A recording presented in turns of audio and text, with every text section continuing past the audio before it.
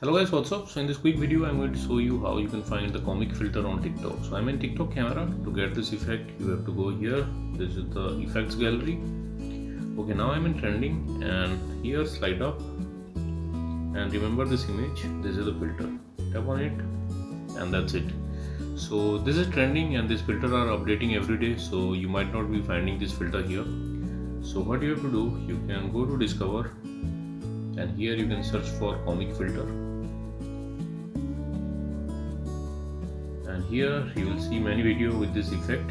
So tap on any video you want and you will see this effect at the bottom left corner of the screen. You can tap on this effect icon and you will be directed to the effect page. From here you can add it to your favorites and at the bottom of the screen you can see the record button. You can tap there and from there also you can get this effect. So that's it guys. Likewise you can get this effect on TikTok. So thanks for watching the video guys. See you on the next video.